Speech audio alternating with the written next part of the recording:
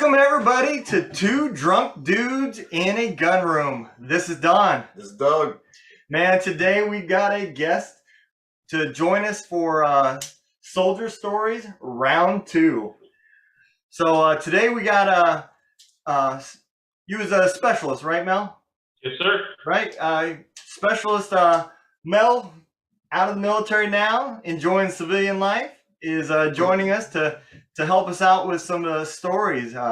Mel, do you want to start it off with your story? Or you want one of us to go first? Hold on. So, number one, Mel, you were in one of the most hated MOSs in the I Army. forgot. Yeah. Right? Snitch. And I sometimes I know that had to just like annoy the hell out of you, right? Yep. So, I mean, if nobody knows what that is, he was an MP when he was in. So that when he was deployed, he was what? Security for convoys or escorts or some shit. And that's all. Detainees. Well, those were the normal MPs. I never did any of that. I was attached to a special training platoon of MPs, so we did special stuff. So that cadence about MPs didn't apply to you guys because you were not that regular MP. You know, the one you can't spell wimp without a MP. Yeah. Tito, we know you're special. We know you're special. This story that we're about to hear will prove it. So let's talk about your combat experience that you told us about. Okay, so I was in 2004 in Iraq, and I was in a little town called Academia across the Tigris River, and we were doing some training for the Iraqi police, right? And I was on top of the Humvee on the turret, and we had a 50 cal in front of me, and we started receiving fire.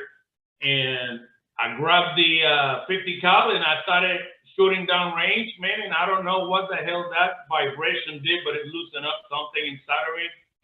And I had to go take a shit really bad.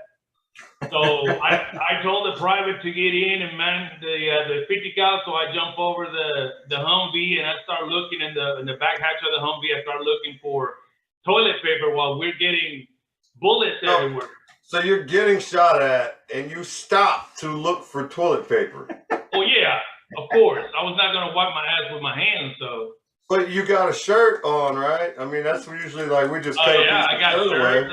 Take off a sock or something like that. Everything, and that'll come into not in combat. No, not when you're getting shot at. No. All right, go. But that'll come into the story. So I jumped over the Humvee and I opened the back hatch and started looking for toilet paper. It turns out that my private did not pack his toilet paper. So I run from one corner of the compound to the other to ask the other team while we're under fire. So I'm crouching, running like combat style, dodging bullets and whatnot. Like 3 to 5 second rushes, and you got to exactly. You gotta. I'm up. You see me. I'm down. That's the thing. So I get to the other Humvee and I asked the team leader over there, the other sergeant, by the way, it was Sergeant Garcia. I'm like, hey, toilet paper, man, I gotta take a shit really bad. And they look at me like, what the fuck are you, really? I'm like, yeah. So they tell me, look for it. It's in the back hatch. So I open the back hatch in the middle of this. I look for toilet paper, no toilet paper. So I ran inside the building of the police station, and I'm looking for a bathroom. Normal people have bathrooms in the building, right? Right. So I run through this hallway. There is a piece of block of cement or something with a hole in it, and that's where they used to sit down and squat in front of everybody. So I'm not doing that. So I ran to the back of the building, and I'm about 6 feet, right? So that's how tall the grass was in the back. And I'm like, perfect. I'm going to take a shit in the middle of this. But I spot about 50 feet away, I spot a porta potty. So great. I ran all the way there, man. And that shit is about to come out. I'm about to pull my pants down. I get there.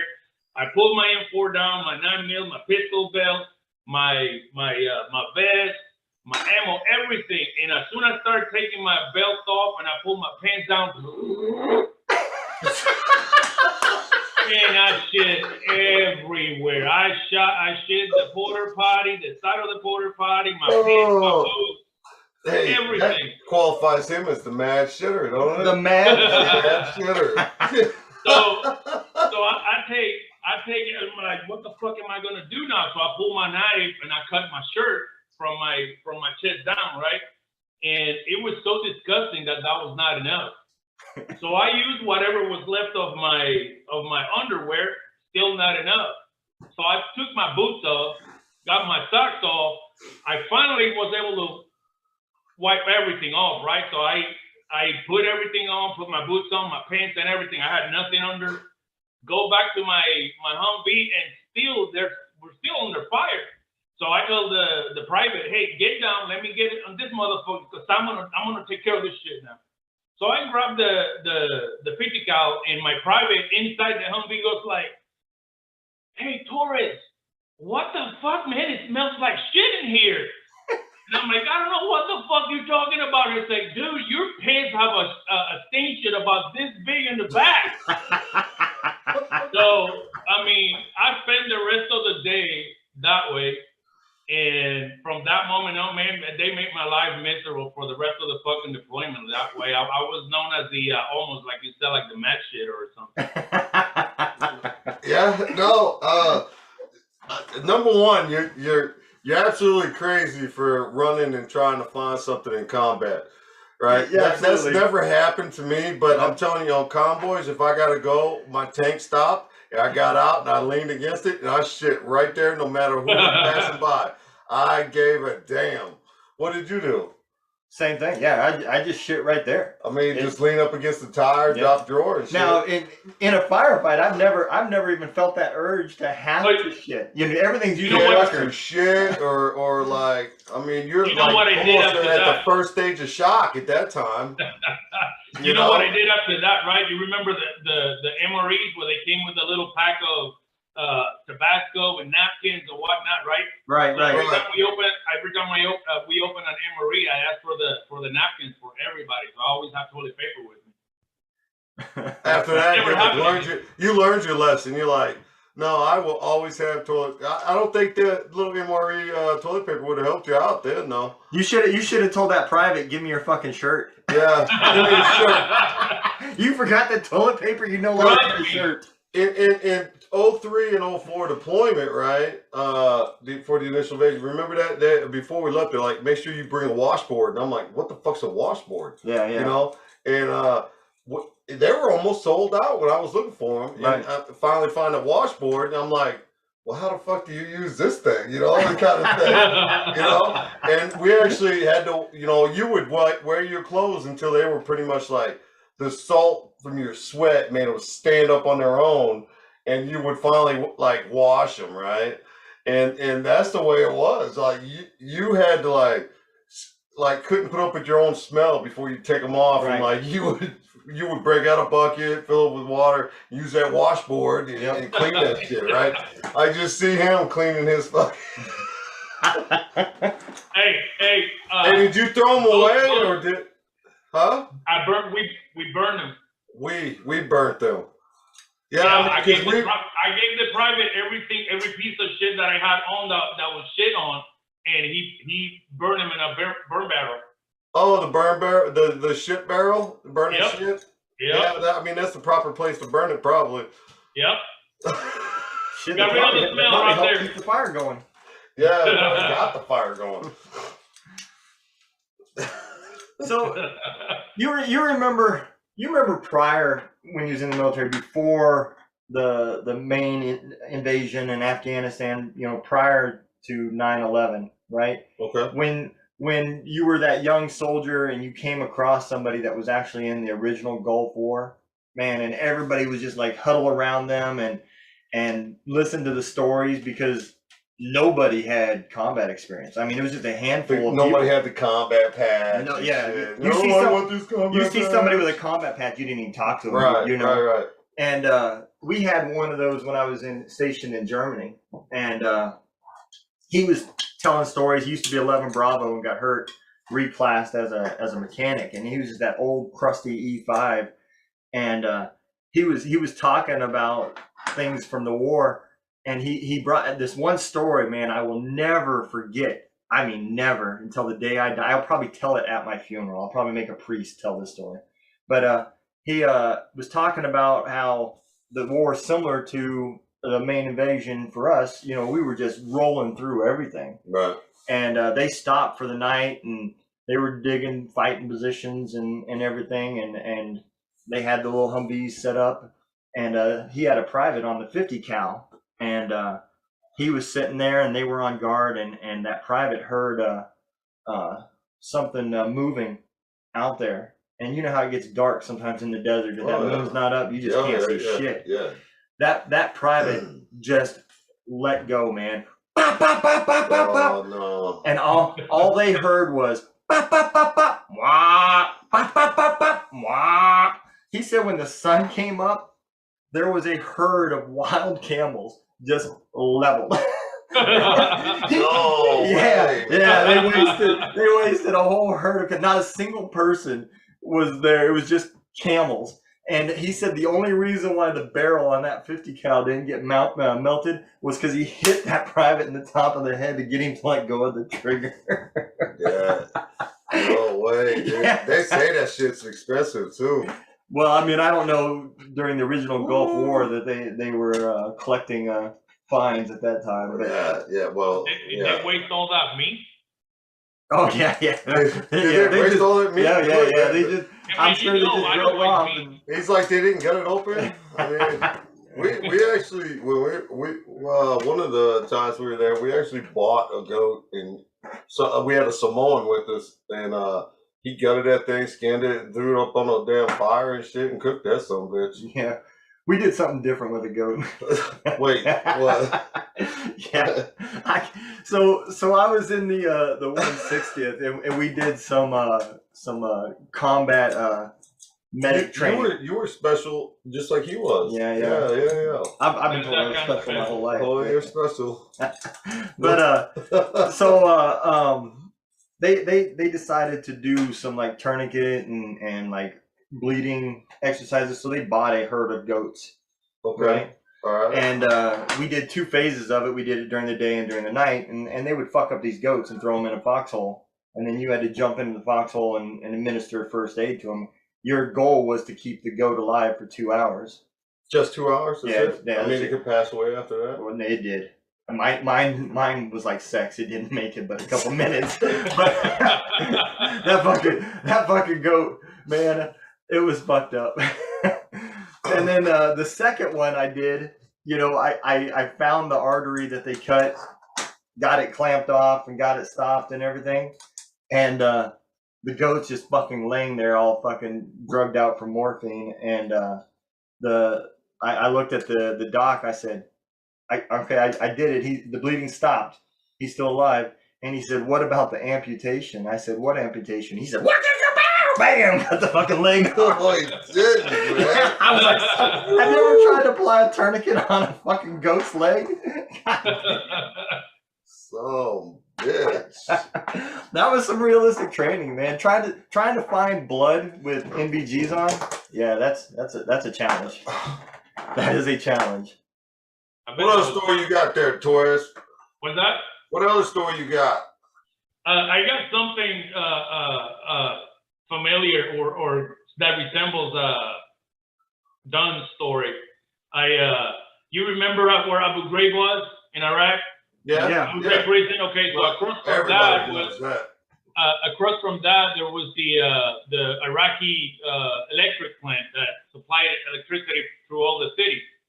So apparently there was some kind of intel that was going to be blown up or whatnot. So guess what? They deployed all 10th Mount plus MPs and whatnot to do the security around that. And by the time we get set up, the security is 360 around the electric compound. You know, I've been up for like 38 hours. Nobody's taking breaks. Nobody's rotating, nothing. So it was about 2, maybe 3 o'clock in the morning, and I'm in front of the gate of the compound, and about 50 feet away, it was pitch black. You can only see about 50 feet in front of the Humvee, right? So I'm the one on top of the turret, and like I said, my team always carried the 50 cal. So I'm like bobbing for apples, man. I was tired as hell, and I started going like that. I'm like, fuck, I can't stay up. And I swear to God, man, one of those bobbing, I looked in front of me, and I swear to God, I seen this motherfucker dressed up in towel heads and started running with an AK and going, ah! Towards me, so guess what I did? I lit it up. I started firing the 50 caliber, and when I did that, the truck that was about, I don't know, the closest one to me, they did the same thing, so that we all started shooting nothing in the middle of that, and you hear over the radio, ceasefire, ceasefire. So they released QRF outside the gate because they're asking me. I'm on the radio. We have people coming in. They're attacking us. That's what I said. So QRF goes out the wire. You can see the lights of 50 feet away, and they're going around and whatnot. They don't find anything. They come back in, and I get my ass chewed at 3 o'clock in the morning. I was doing jumping jacks. I was doing push-ups. I was doing shit, man, because my first sergeant was fucking mad that I did all that shit. But, it was one of those things. It was fun. I took it like a man. Yeah. Yeah. Yeah, first sergeants are dicks. Yeah, first sergeants are dicks. They're dicks. Yeah, especially when they're Doug Norris. Sons of bitches. You got I one? love my first sergeant after that. What? I really did learn to love my first sergeant after that. Yeah, yeah. No. Did you ever miss movement? I did not. I never missed movement either. No. You always had that one soldier that would like fall in love somewhere. Look, we did a field problem in South Carolina at this old like abandoned Air Force base. Mm-hmm. And like this dude kept sneaking out. I think I was an E5 at that time. Kept sneaking out. Go see this chick at we were right next to Myrtle. And he'd sneak out, see this chick, he'd come back. Never got caught, right? We were at this, back then the field problems were 30 days, right? Yeah. And it was aviation, so they tore down the Chinooks, loaded them up on C-17s, 5s, whatever they went on. We flew over there, and then, you did the whole field problem, you put them back together, test flights, all this other shit, and then we come back, right? And this dude ended up, and we tried talking that dude out of it, man. And if you see pictures of this chick or dude or whatever you want to call it, he felt mad in love with this chick in 5 days. I'm telling you, he talking about marriage, talking about this, talking about that. I mean, I was just like, what the fuck? What mechanic is this stupid, kind of thing, right? And dude, it came to like the next day, he missed movement. They made a squad of us stay back in that warehouse just in case this dude came back. Well, he came back. Then we had to wait for the helicopter to come back and get us. No shit. He was still talking mad shit about running away with this chick and stuff. And it happened almost in every unit. We duct taped that son of a bitch to his cot. When we found out when their helicopter was coming back to grab us, and we did not want to stay there anymore, because they left us with like a 3-day supply of Murray's, I think. Yeah. And we ended up, when he was in his bunk, duct taping or 100-mile-an-hour tape to his cot. And usually, that's fun and games, right? You pick up a lieutenant, you tie him to a turret of the tank, or you do it and take him up to the airstrip, just leave him there and walk away and shit. But no, this was just like, no motherfucker. And he pleaded and pleaded and pleaded. We shouldn't tape his mouth, obviously, but he pleaded for us and begged to let him go marry this chick. It's almost like being in Korea. No shit. It's like, what the hell are they thinking and shit? And I was still young. At that time, I think I was 24, 25 at that time. I mean, I was still somewhat young, Yeah. It is just crazy, man. Absolutely nuts. Have you ever been smoked over pussy? No. So AIT, right? We had AIT. yeah, AIT. Like you So- still had drill sergeants back then. We did. Yes. So I was on fire guard, is what they call it, right? But realistically, what it is there's that long hallway. At one end of the hallway, the drill sergeant sits at that desk. Mm-hmm. The fire guard sits at the opposite end of the building, where the drill sergeant can see him. Mm-hmm. Then there's a hallway that's in front of that fire guard with a door that goes out, and then another hallway that goes immediately to the right. To the right, that is all the female sleeping quarters. So realistically, what the fire guard's main job is to make sure that no males are going down there and doing the deed, right? Right. So this female comes up to the door and she knocks on the door, right? She's drunk as fuck. And I look down at the drill sergeant. He's not at the desk, so I get up and I walk in. I just open up the door and assume she's gonna walk on down into her room and pass out. You know, that's what I do. Well, I sit back down. She does. She goes in her room, and a few minutes later, she comes back out. And next thing I know, she looks at me. She goes, "You know what I hate about the Army?" I said, "What's that?" She said, "These granny bras." And boop, off they came. Right. So now, you know, my head is on a swivel, right? You know, I'm looking at the drill sergeant, looking at her, looking at the drill sergeant, right? And she goes, "But the worst thing of all is these granny panties, man." And boop, off they come. So now she's butt naked in the hallway, drunk as hell. The swivel breaks on my neck, and I lose track of where the drill sergeant is. And next thing I know, he's enjoying the view too, right behind me. And he makes me get up and go into the day room. And as I'm going in, he tells her, he said, "You need to go into your room, get dressed, and come back out here." And it's my drill sergeant that's on duty that night. Mm-hmm. It's a very religious man. I mean, all of his cadences was about God and everything, right? She offers him a blowjob.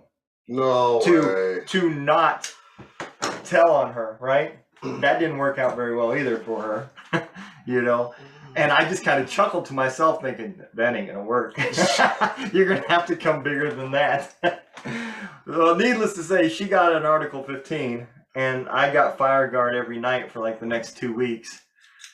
And because your swivel broke? Because my swivel broke.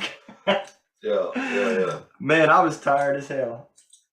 Yeah, we didn't have joining barracks like that. Really? No. We didn't. No. Yeah. They were in a totally different building, I think. I mean, there was never mine a lot were of mixed females, too. you know? Huh? Mine were mixed too. The first floor was the females, and the second floor was the guys. That was the same here. In Fort Leonard, it was that way. Yep. The only sleeping quarters for us for females was on the first floor. The men were on the second and third. Well, you know that when that happened, you always had soldiers trying to move or go down and do whatever business they were doing and then come back. They always got caught. Oh yeah, it was happening. I mean, this girl was not afraid. I'm gonna tell you, there was a couple of guys that she invited down there. I wonder where the fucking MPs were. Where did you go to AIT at, Mel? No, I mean the MPs. I did both. I did both basic and AIT. She got drunk in a boy on. I know. Green Thunder. Green Thunder, yeah. Green Thunder. I forgot all about that. Green Thunder. The snitches are coming. Both of mine Huh? Both of mine were in Fort Leonard, both basic and AIT. Okay. Yep. All right. Yeah, I never knew where they trained people to snitch at. Yeah, that's a. I loved it there. Oh yeah, I bet. Yeah, I mean, you even stayed here after the military, so. Hell, I never went anywhere else. I mean, I went everywhere from here, and then I stayed here when I got out. So. Yeah. Oh, Farmington.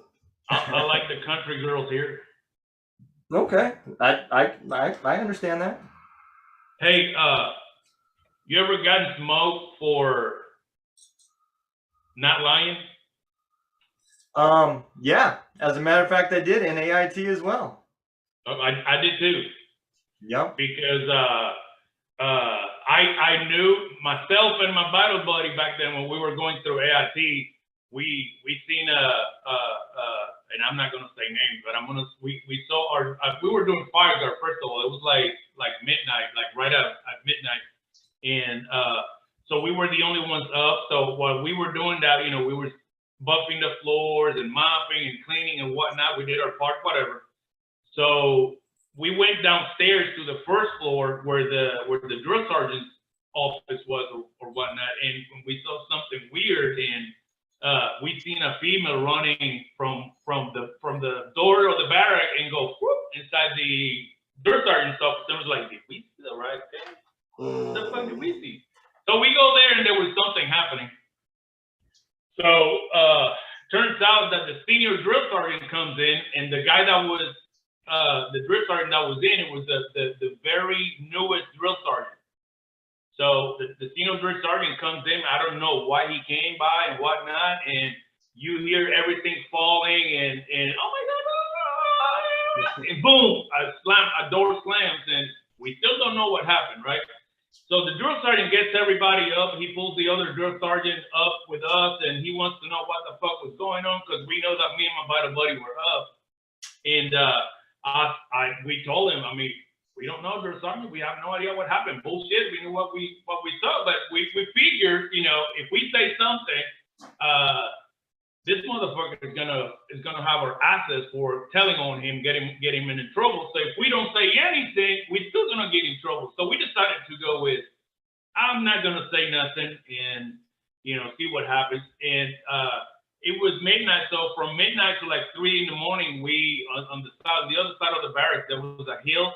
And man, we were doing sprints up and down that shit until I puked at 3 o'clock in the morning for not telling the truth. And I'm like, yeah, you know what? Next time I say the truth, they're gonna smoke me anyway. So it didn't matter. They're always right anyway. So yeah.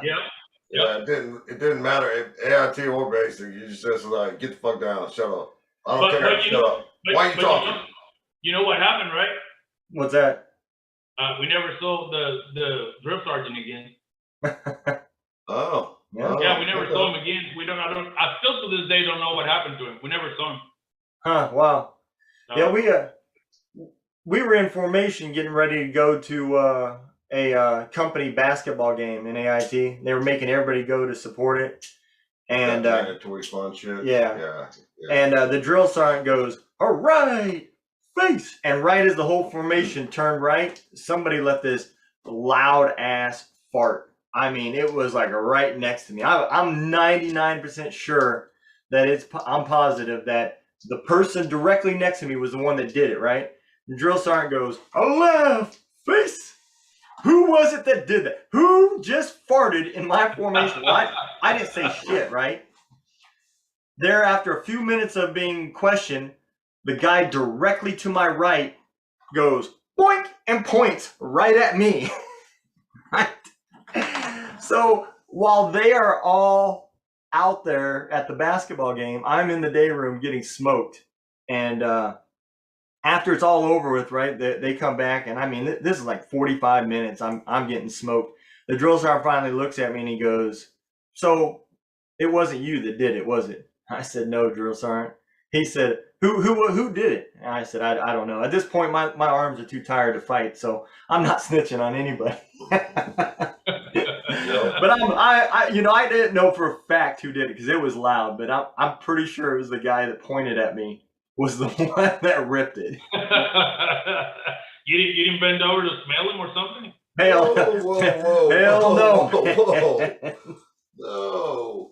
You gotta look for proof. You know that the MP in me would have done that. Yeah. I'm sure dedicated. Yeah. You know, another real quick story. So you MPs, let me tell you something, man. I'm in Afghanistan, and I go down the flight line, and our You're still special at this time? Yeah. Okay. And the aviators down there, they had like 8 or 9 wash carts, right? The big ones, the kind that go behind a Humvee that you drag around. Mm-hmm. So I asked if I could get one to have up in the motor pool to clean equipment, and he gives me this oddball one. He's like, all 8 of these are exactly the same. Take that weird one so I know which ones are mine. So I take it up there, right? I don't know, it's probably about a week or so later. I see these MPs come rolling in an up armored Humvee into my motor pool right now. We're on the fob. It's not like we're in Ramadi. You know, we're in a safe fob. They come in and they jump out of this Humvee, like 6 of them, right? They run over, and there's an E6 standing there by the Humvee, and I'm watching the show. You know, I still don't, at this point, don't even know what's going on. And I look over, and one of them, you know, they had surrounded this wash cart. One of them looks back at the E6 and he gives him the thumbs up, right? And he goes, "Whose wash cart is that?" And I said, "Mine." He said, "Who got that wash cart?" I said, "I did," because I didn't know what's going on, so I didn't want to throw my soldiers out there and say that I sent them down to go get it. Right. And he goes, "No, who helped you get that wash cart?" I said, "I did it by myself. I went down off the flight line and I got it." And he goes, "Sergeant, you're under arrest for larceny." I guess the Marine unit couldn't find it, and so the only way they could clear when they rotated back was to report it stolen. What really happened was a Marine borrowed one of our wash carts. They blew it up, so they didn't know that one was even on the book, so they just gave it to us in replace for the one they burned up. And there was nobody back there, right? So I was in jail for like, I don't know, full day or so. You know, well, it's like relaxation time. That's not real jail. Yeah, I mean, it wasn't like hard time or nothing. Jail, just holding cell. Yeah. Hey, Doug, let me ask you a quick question. Did you ever have, did you ever have a special soldier that you always have to, you know, deal with him? Oh, Hunsacker. Yes, everybody has. Yes. Everybody's had that special someone. Taco kind of qualifies as special back then. Has it changed since the civilian war? You know what? Yeah. Yeah. You could ask that question on both sides, huh? Yeah, you like, sure could. Special soldier, a special employee. Yeah, you know. Yeah. Tell us we're wrong. The what? Tell us we're wrong. No, you're not. Yep. No. We had. You remember that private that forgot to pack the toilet paper? I told you about. Yeah. Okay, so one day we're in front of the TOC in what was then Camp Victory. I don't know if it changed names or not, but back then it was Camp Victory. And we're getting our briefing on our next mission. And then after the briefing, it turns out that they canceled the mission that we was going to go into. And so we were doing inventory in the back of the Humvee while, you know, all the team leaders and the staff sergeants and whatnot, they went inside the TOC and figured out what was going on. So we started packing everything up, and my private was in charge of ammo. The ammo boxes, the AT4 and whatnot. So he forgets to pack the AT4. So we leave, and that AT4 stays standing in front of the TOC. Oh shit. So we get to our little hut, and we get a call on the radio, and it was our first sergeant. And, you know, it was, once again, my team. So we had to go back there, and that first sergeant was about to blow his head off. And, you know, needless to say, it was a rough time with, I'm going to tell you what, by the time I got out of that deployment, I looked tough. I have muscles, even on my double chin, I have muscles. How many pushes I did, dude? I'm telling you. Well, Mel, we're getting up against it, man. We're about to get cut off. So I want to thank you real quick before it gets ended for joining and being a part of Soldier Stories round 2. As always, everybody, you know the purpose of what this show is. We're trying to use a little bit of comedy and some camaraderie to end veteran suicides.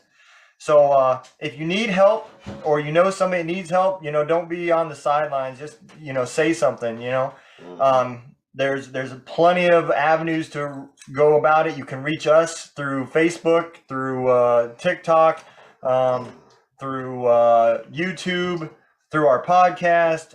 You can reach the suicide prevention. The number is 1-800-273-8255. That's 1-800-273-8255. Also, the leavingthesidelines.org. You can go out through leavingthesidelines.org with Chief Rathburn's organization. That's a great avenue if you're on the West Coast, especially in the Oregon and Washington area. There's no reason to reach out and get some help. There's no reason not to. Yeah, make sure that you are taking care of yourself mentally as you would physically. With that, we try to go live on Facebook once a week. Hit us up on our Facebook page, join our lives. I recommend headphones or being in a. If kids are around. Yeah, if kids are around, because Yep. we're definitely not kid friendly on there. But we look forward to seeing everybody. Mel, I want to thank you for joining us, and I know you got plans today, so have a good time with the family and take care. Thank you, guys. Thank you for the invite. All right. Later, Mel. Later. All right.